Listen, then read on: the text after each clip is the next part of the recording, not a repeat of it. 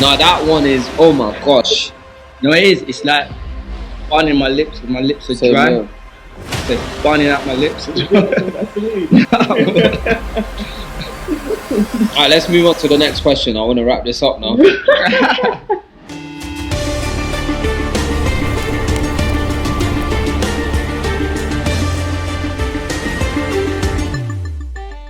Hi guys, I'm Felicia Oddities and welcome to Hot and Juicy Presents If You Can't Take the Heat.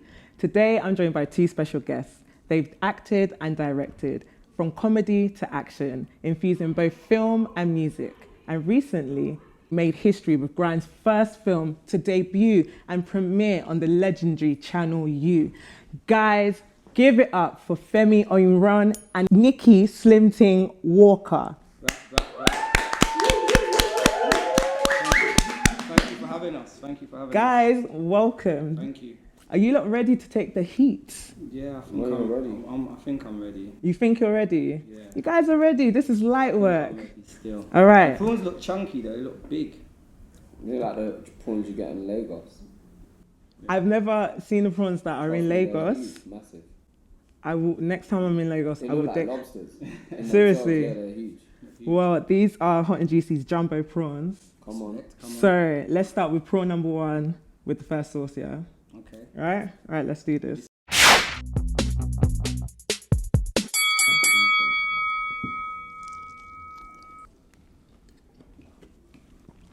Juicy still. This is why we're hot and juicy. What are you saying, Nicky? Yeah, it's nice still. Yeah. Femi, how did you like the first prawn? Look, I'm dipping it again. Jeez, see, light work. Yeah. Yeah, that was minor.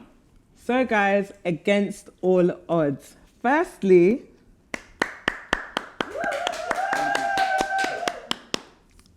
I loved it. I've only seen the first part Yeah. because I didn't have the opportunity to watch the whole film, but it was amazing. The way you captured, the scene from the early noughties, amazing. Yeah. So let's talk about that. Well, you're lucky. I'm gonna just interrupt you. Oh. The second part hasn't come out yet. No. So you've seen the first part. You're good. But I thought everybody would have seen the whole No. film. Oh, so it's in stages. It's in stages. Oh. So you haven't missed anything yet.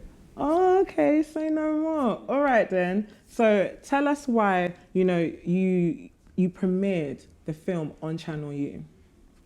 I mean, I suppose that the film's about grime, the early stages of that, the foundations of Black British music, I would say, of recent years. Obviously, like, that's not to, say that scenes like Lovers Rock and even after that, jungle didn't exist. But for us, for our generation, grime's the foundation of everything that we see now. And as part of that, Channel U was a very instrumental way of grime transitioning from pirate radio to people actually having their face being seen. And so for me, it was important for us to give it, to showcase that film in the correct setting. And we felt Channel U was the correct setting. Yeah, it was a nostalgic setting, so it just made sense. You had the Lord of the Might DVDs and the Risky Roads. Some of the artists from Pirate Radio were on those DVDs, but the next transition from the DVDs was Channel U. And that opportunity came for us when they reached out and said, do you guys want to put it on here, like Motown Records? It was like, we can have the opportunity to give you Channel U for a few hours. It was a no-brainer. It just made sense. A nostalgic piece, Channel U's nostalgia. Let's just merge them together. So originally, you guys wanted to have Channel U for a whole week. You guys were only able to get 6 hours. Talk us through the whole, getting to, premiere your film on Channel U, as opposed to using it, premiering it on Link Up TV or Grime Daily. So they came to us, they said that we could probably have 6 to 7 hours. And to be fair, at first, I wasn't really for it. I was thinking, Channel U, is it something that was in the past that maybe a little bit dated now as everybody moved on? Because you've got the SBTVs, the Durham Dailies, the Link Up. Does the new generation even know what Channel U is, or do they even care? And me and Femi spoke about it. It's like, no, I think this can work. So we went with it. And then the momentum just got stronger and stronger as we started announcing that we're going to be doing the Channel U thing. We realised that so many people still had a connection with Channel U and what it done in their childhood, and artists who had performed on Channel U and put their first videos on Channel U and it just made sense. Everything just kind of merged together really organically, and we sat there and just discussed about like what would we want on Channel U now. You know, even though we wanted it to be a nostalgic piece, we also wanted it to be current. You know, we didn't want everything to be based just on back in the day. That's why we sort of brought in people like ZZ Mills and Grime Originals and just other people who are doing things right now in current time. So for us, it was important to merge the old and the new. In saying that, I think it's time for prawn number 2. Oh, wow. Okay. You're like,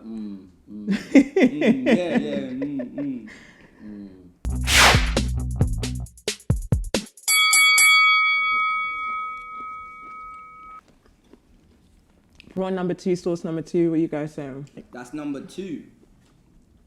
Number 3 is going to be serious. I'm not going to lie, because that was a big jump from 1 to 2. What? Yeah. Seriously? And I'm a man who likes jerk, jerk sauce, so I know spices. I just want to see that you guys are dipping your yeah, prawns into the right. prawn, Yeah? Prawn. What? It's just a toe left. Are you guys, are you feeling it already? My Yeah, dear. I'm feeling it already still. You need the pepper in your chest. All right, so let's take a trip down memory lane. So combined, you guys have written and produced and starred in 5 films. So that's Intent 1 and 2. It's a Lot, Against All Odds, and The Feds. Yeah, right? wow. No, Feds. we didn't. That's not our Well, film. you guys were both in We it. were both in it. No? Yeah. we were both in So- it. I was thinking, where did she get her numbers from? What? She's No, done yeah. her research still. And The I Feds. didn't even know anyone's seen that film. Listen, I watched The Feds. You watched and that film? I've watched basically all of your films that you guys Wow. have done. And We didn't do that one though. yeah, but I'm just saying, like, you've acted, Yeah, written, I know. directed, Yeah. 5 altogether. Together, yeah. Like together. Yeah. So let's talk about you guys being creatives and just and how you guys have made such an impact to British film as black creators. Okay, so let's talk about your journey from then to now. I think our journey is just like really organic. It's just 2 brothers who believe in the kind of same dream, want to do great things for our culture, believe in each other. And we just face obstacles every day and find solutions to overcome those obstacles. It's not easy what we do, but we find a way. And the most important thing, I think, me and Femi's duo, that why it works is that we have respect for each other. We listen to each other. Sometimes I may say things and Femi's not sure, versa versa, but we listen and take chances on each other's decisions or and let certain people lead in certain scenarios. And I think that's important when you're working as a duo, because if you don't trust that person to back you up, it's not going to work, And if I'm saying something like, Fem, I think let's go with this. I think we should do this. And he's like, all right, cool. I'm going to go with it because you think, or versa versa. Like, we trust each other, and I feel we've built that up over time. It wasn't something that just comes straight away. That's working with somebody all the time and speaking to them all the time. You kind of know what they're going to say or what they're going to do before they do it, and I think that's important. As a journey as filmmakers, I just think we just don't really take no for an answer. Like we every opportunity me and Femi have had, we've created it ourselves. Nobody's really handed it to us, Everything we've done, we've figured out a way how to do it and how to raise the money for the film and how to get a certain actor or a certain person involved or a certain musician. It's things that we discuss in depth for days and weeks and hours on the phone, and it's not something that we just one night we wake up and we decide we're going to do it. We map it out. What's missing in culture? What does culture need now? What stories do we want to tell now? Like, when should we do it? And I think that's important. So as a duo, you guys are basically yin and yang. You guys, I read or I watched that you guys clash, but at the end of the day, you guys are able to agree on a lot of, obviously. I think it's just based on mutual respect. Like, as Nicky said, it's like, if you don't have mutual respect for someone, the relationship's not going to last. And over time, you just build that mutual respect. And there's a book that I read a few years ago, and it was talking about the idea of a favor bank. And I think the fact that, you know, sometimes this is nothing to do with this, I'm just going to elaborate on it. Sometimes the idea of the favour bank is that, you know, you do a favour for someone and then they kind of owe you a favour, but you don't really have to cash in that favour. And like, but then if you apply that almost to a respect bank, like over time, someone does something and you grow in respect for each other because, like, you know, that person comes up with a new idea or innovative idea, and over time that respect bank grows in a way. And I feel like, you know, we've invested a lot into our respect bank, and over the years we've like just trusted each other a little bit more, and like, you know, find ways to work around each other's, like, I don't know, like mood swings or tempers or whatever you like a little bit more, and then you just collaborate and you know, figure out a way to work together in a way that is for the greater good and for the good of the project, and then ultimately for the good of the culture. But when you guys do clash, how do you guys then come to an agreement and then just make it work? I think it's just like, for me, I just feel like if I feel like Femi's really passionate about something, and because you don't always see things, you know, like he may be saying something that I just literally don't see, and I'm like, he's like, I want to do this, or he's passionate about it. And if he's fighting for it, I feel like, you know what, he's fighting for this. Like, maybe I'll let me back down a little bit because he must be seeing something that I can't see. And I think it's vice versa. Like, do you understand? Like, when you know you want to, it's just something in you that, and it's like you said, it's built up over a time where you know what, let this one go. Like, not every battle you need to, because we both want the same result. Like, anytime we argue about something or we're passionate about something, it's for the better of the project. It's never for us personally. It's because we want to win or we want the project to be the best. It's never before me or him. It's always based. It's not an argument to win an argument. Yeah. Do you know what I mean? It's like some people have arguments for the sake of winning an argument. It's never really that. It's about the project. It's about making a better project, a better product for the consumption of the audience, or like for like investors, or for like, you know, if we're doing a music video for the artist or whatever it might be. But ultimately it's like, you know, it's not about ego, it's about actually what works best for this project. And then on top of that, it's like I said, it's like you build respect for each other over time, and you trust each other more, and you kind of get a sense of each other's sensibility. I suppose the key thing to work in a partnership, though, like more so than anything, is like when things go bad, you have someone to bounce off, and like you then, because sometimes, like, I'm like, Slim, am I moving mad? Like, because sometimes you're like, maybe I'm wrong here, or like, can I get someone's perspective that I respect on, and you have that immediately. And I think that's really, like, there's something really special about that, because business can be really brutal, like, because again, people look at what we do as just creative, like, we're businessmen, we're entrepreneurs, and business and entrepreneurship can be really hard. And so when you're going through like the key business decisions, and you have someone by your side, or you're going into a meeting and like he's seen something in someone that I've not seen, and all of that stuff, all that, there's just so much benefit to having someone next to you when you're going into the arena of, one, on a creative level, two, on a business level. And also the support. Like, everybody talks about the wins, but there's many L's. And who supports you through the L's? You know, who do you speak to when things are not working out and your film's not popping, or something's not gone right? Everybody sees the wins, but me and him see the L's. We speak about the L's daily. Like, you see the great side of Nicky and Femi, you know, what we promote, but there's so many obstacles, so many times that we're frustrated, we're angry, or we've not resolved the situation, or we can't resolve it, or we're trying to find a way that nobody sees, and that's where we were able to pick each other up and say, no, you know what, let's keep going, let's move, let's do this. Because when we put out It's a Lot and it wasn't the film that we wanted it to be, or it didn't do the success we wanted to do, me and him were on the phone gassing each other up, let's go again, let's do giving each other encouragement, because you need the words of encouragement to make you feel like, you know what, we can do this. And in saying we can do this, let's do prawn number 3. Femi, why are your eyes closed? You know what? It's hot, yeah, but it's nice. Why are you quiet? Huh? Oh. Oh. You feeling it? You done already? No, wow, I should have took a second bite. I was That too one's fast. mad. It's only prawn number 3, guys.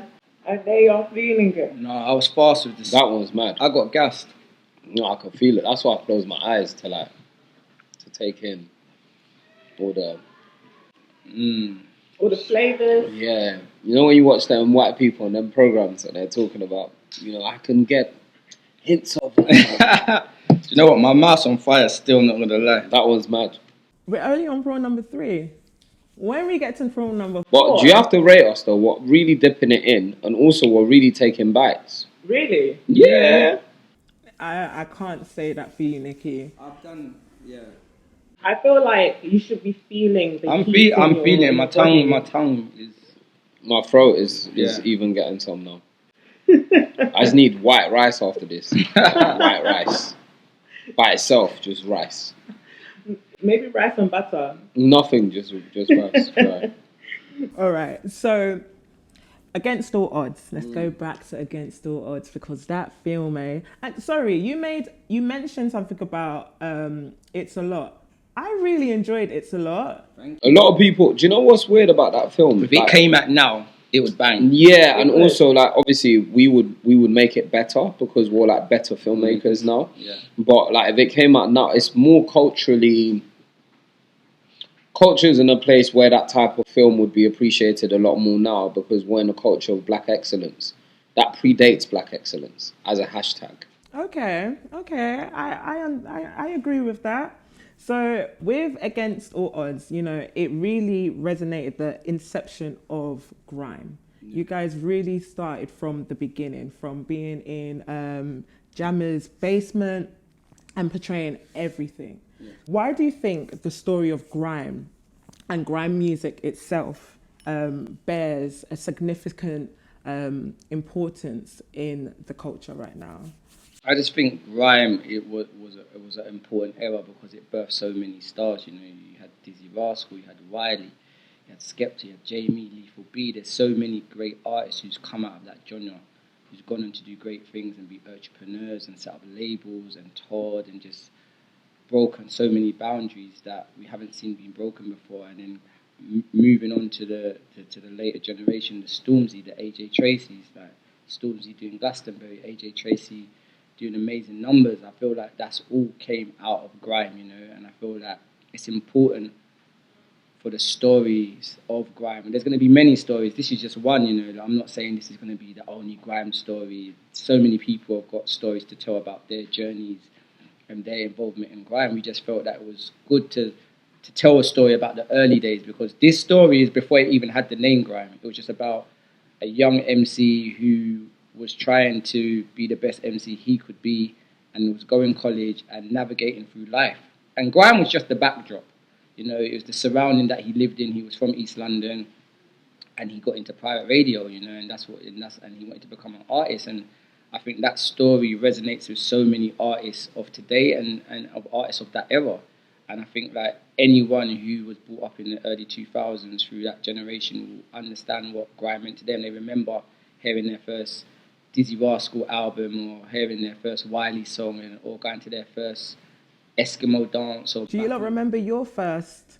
Yeah. Do you remember when you first fell in love with grime? I was a grime DJ and I used to play on pirate radio stations, so I definitely remember that whole era and being a part of it and putting on under 18 events and having successful under 18 raves. So I just felt it resonated with my childhood. That's something that I was a part of. That was something that I grew up in, and I just felt that we've had books, we've had documentaries. It's time that we have a film or we have a TV show. So that was a short movie, and our plans for that is to turn it into a TV series. That's why it's going to be part 1, part 2, part 3. Because there's so much to tell. Like the half an hour is just a little teaser.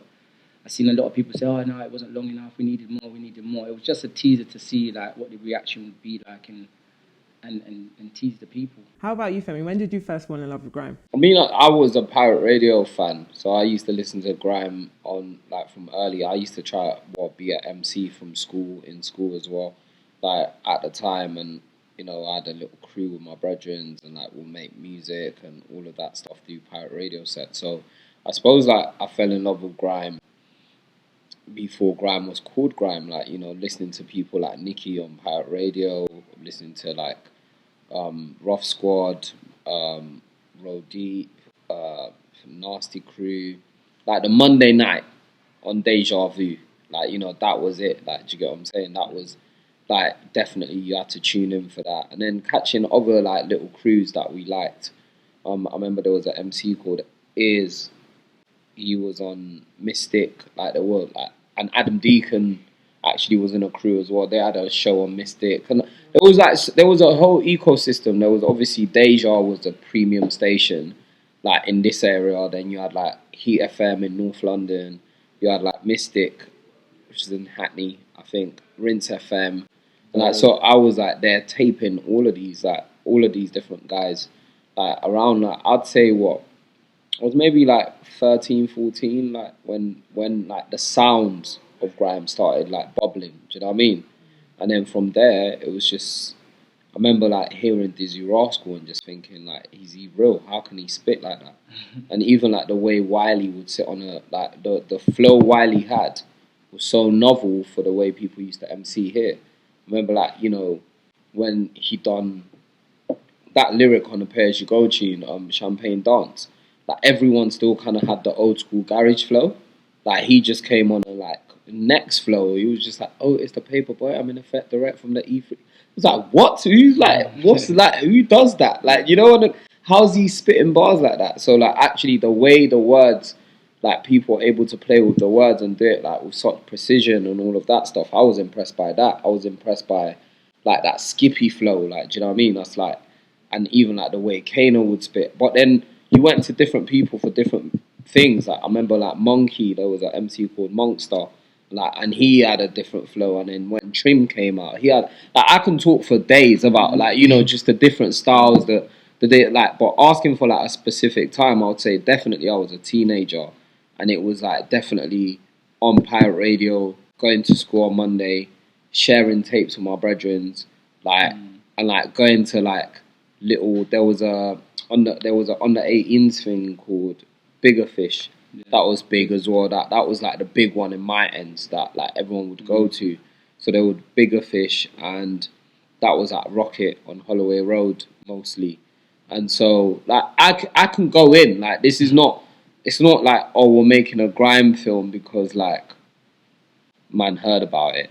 Like, you know, one of those. Let's call it a grime series because it's a series. Yeah, like, but it's not like because of that, because I heard about it, or like my auntie told me, or like I was really like there as a fan, not as a like not like Nicky. Nicky was actually there. He was one of the people. Nicky, did you ever do Tudor Rose? Yeah, in West London. Yeah, I played there. Jeez. Definitely. Memory lane. Yeah, Tudor Rose. That was the big West London end, isn't it? That was the big one. In saying that, for number 4. It's definitely spicy, but it wasn't. I found the last one more spicy, to be fair. Yeah, me too. This one's not as spicy. So, let's talk about the campaign that Against All Odds had. Because she impressed. Has. It's still going on. My bad. Has. So you've had quotes from some of the greats in grime, but then you also made a little political statement by crossing off the word urban from the health minister's statement. Yeah.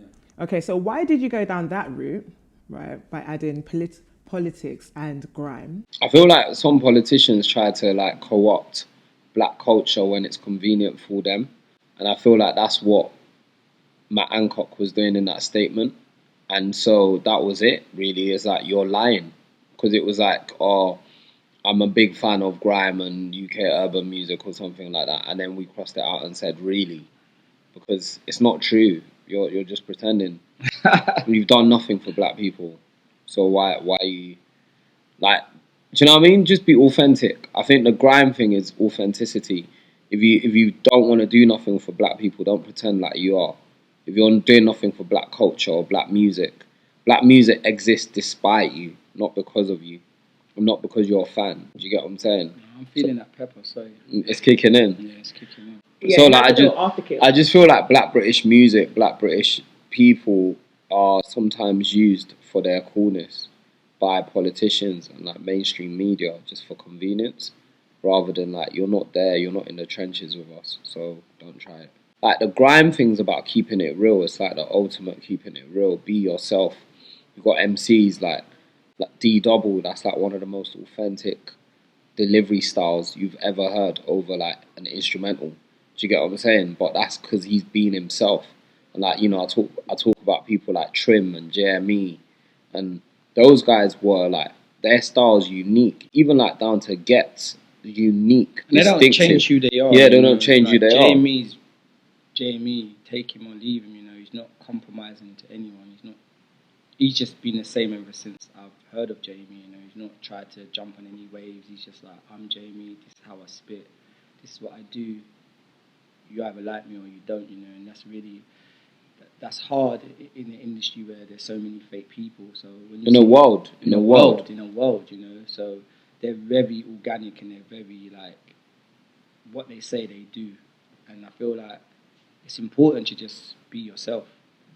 They're proving that being yourself is the most important thing, and they've been themselves and been successful at it. They've not jumped on all different things and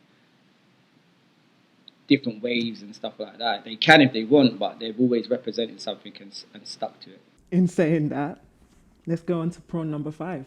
Oh man. I'm laughing because the silence in this studio is eerie. Palpable.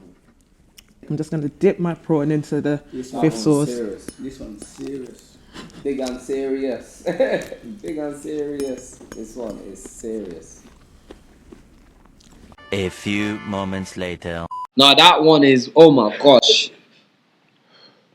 No, it is. It's like burning my lips because my lips are Same dry. here. So it's burning out my lips as Yeah, well. that's what Vaseline. Alright, let's move on to the next question. I want to wrap this up now. I feel like you guys should know what the next question is going to be. Maybe you've been anticipating this question. Let's talk about black creators within the film industry and the direction that they take their film. But Femi, you made a statement. I want to actually read this statement, okay? You said, people like crime. When you turn onto your BBC One, it's usually people dying. That's exactly how you said it. It's usually people dying. But then you did go on to say, problem is that there's no black curators and there's not a lot of black curators creating black and brown content. So there's only a certain amount of creators to create content, and that only makes sense to create something extreme. Where did you get that quote from? From him? How long ago is that from? Is that recent? Yeah, 2019. Okay. Yeah. When was that? Where is it from? You guys did a sit down at either a college or a uni. Okay. Right. So you're asking me about crime films. Against All Odds is not a crime film. I was going to ask you. Go on, tell me.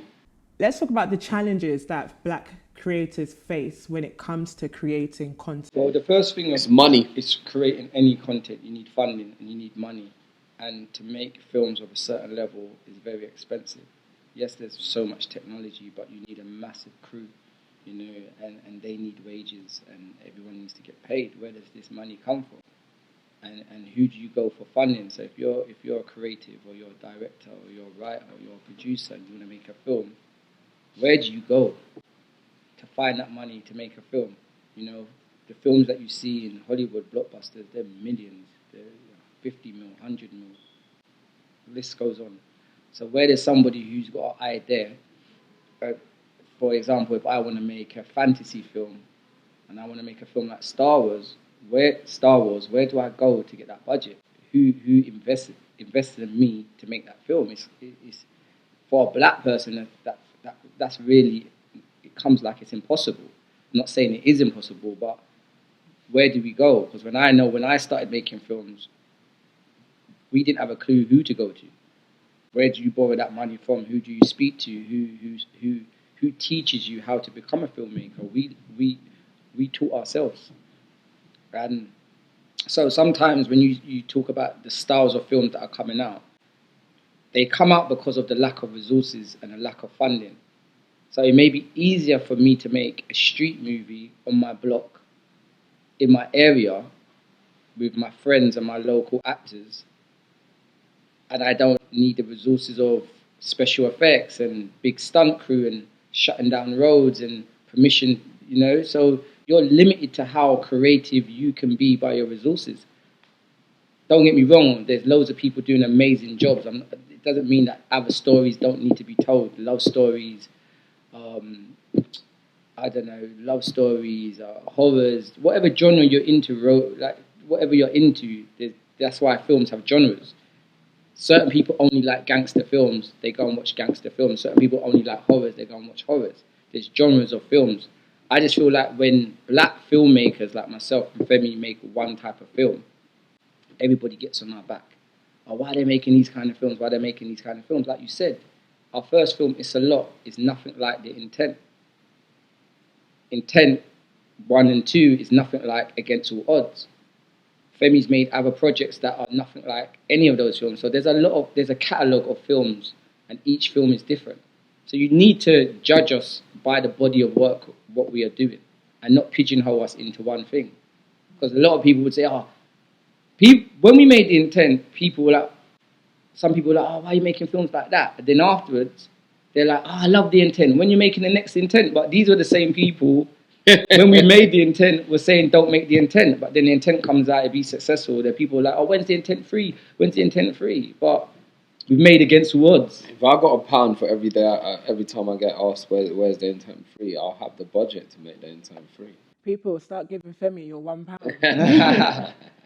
So, I don't know if I even answered your question. It's just like, I feel like it's resources that people may not have to be able to make the films that everybody wants to see. Because it's down to taste and what you're into. To the guys and girls who love street movies or gangster films, they're like, make The Intent. To the people who want to hear love stories, they're like, where's the black love story? Or where's the black kids film? Or where's the black, It takes time. We've got to develop, and we're getting onto that, but we need resources as well. Do you lot think that the film industry is racist? Or do you think that it's limited? Or do you think that they don't want to particularly see too many black people successful? I don't think it's ever that. I feel like institutional racism comes from a place of, a lot of the time, of ignorance, of not. Yes, ignorance. It's more ignorance than anything.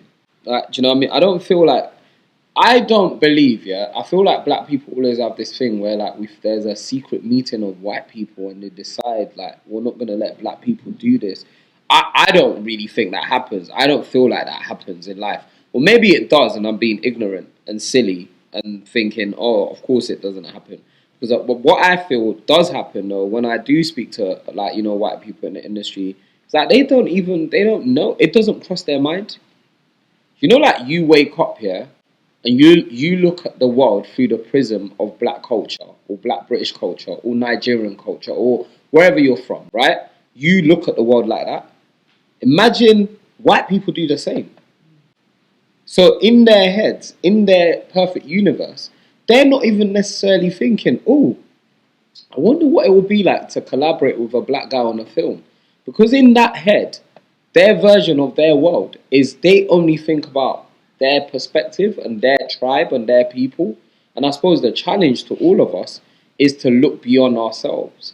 And also, it's like, I was listening to a podcast on the way here, and they were talking about the fact that actually when you have privilege, sometimes you need to challenge your own privileges if it's at the expense of others. Do you get what I'm saying? We all like to be privileged, white or black, right? We like, you know what? You're a filmmaker. Bro, come in, man. You get, like, why are you standing in the queue? Come to the front of the queue, get in. That's privilege, right? Or you're a filmmaker, let me take a picture with you. That's privilege, right?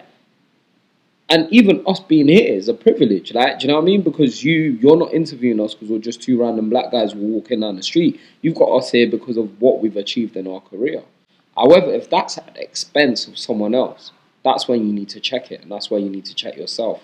And I feel like there's a lot of that within the media industry. I don't think like there's a meeting of white people saying, "Oh man, we're gonna make media industry hard for those black people." I don't think they think about black people at all. I think up until recently, I just think give us the same opportunities that you'd give anybody else. You know, if I'm walking through the door of a script, give me the same opportunity that you'd give anybody else, because I'm as good as anybody else, and I feel like we have lack of opportunity, and there's nobody in those spaces of power. There's nobody in film.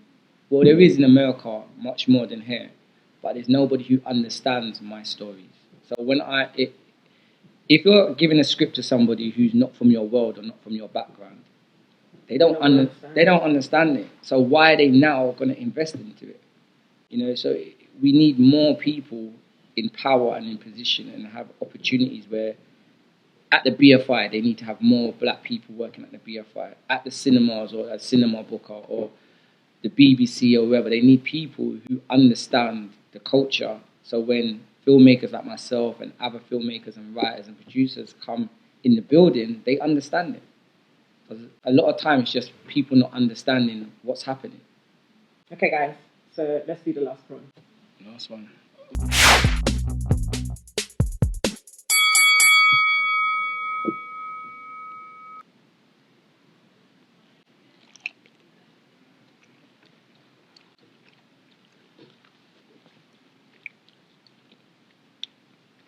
So, guys, it's the last prawn. Let's talk about Intent 3. Because I know it's going to happen. Definitely happen. I feel it in my soul. 100%. Everyone goes on like, we don't want to make Intent 3. We do. We do. We want the world to see it as much as the world wants to see it. But what we're going to do is do other films for the people who keep asking for other films. Because we could be ignorant and be like, we're only going to make these kind of films. But we're responding to the audience who are saying, guys, can we see something else? So we're going to give you a few other things before the Intent 3. So I heard a rumor. Yeah. Burna Boy in Intent 3, yeah?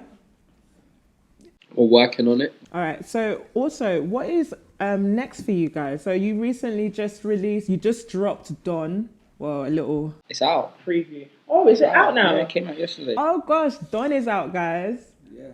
So what's next? We had the pleasure of working with DWE for a second time, and he had a tune that featured Skepta. They're doing amazing online. Two great, amazing talents. It was great working with them. Yeah, we've got a few movies, man. Next year is movie time. It's like we're just ready to go. Hopefully COVID doesn't restrict us. And we've got some big movies coming, and between then we're shooting a few music videos. We don't really do music videos, but through COVID we thought, why not? And we shot some iconic music videos. Serious 2020 remix. We shot the DWE Little Fish. The Grand Tune series? Yeah. Really? Yeah, we shot a big video for that. Have you not seen that? No, That's actually out. haven't. That's out, and we shot a video with DWE called Little Fish as well, of the EP of Against All Odds. That's like a futuristic video, like a Tron kind of vibe. We shot another video of a young lady shot on a bass Called Murder. Then we shot the Don video. So we've been busy. Guys, I really think that you guys should do a horror film. I'm just saying. Not into that. Out. Well, you know, He's not into them. Nigerian blood in you. Really? I think we've got a few surprises. I don't want to say, because I don't want no one teething our ideas, but the next two films are big ones. Yeah. Very, very big. And will change culture. In saying that, well done, guys. You guys were able to get through 6 prawns. You handled the heat. Kind of. The last one was too much. Too much? I've been drinking so much water. The last one, my lips are burning off. You guys were able to hold composure, so congratulations. No, thank you. No, thank you for coming and thank you for being here. Thank you for having us. So guys, that is it. These two were able to handle the heat. They literally handled it. So, I'm Felicia Olitis. This is Hot and Juicy Presents. If You Can't Take the Heat.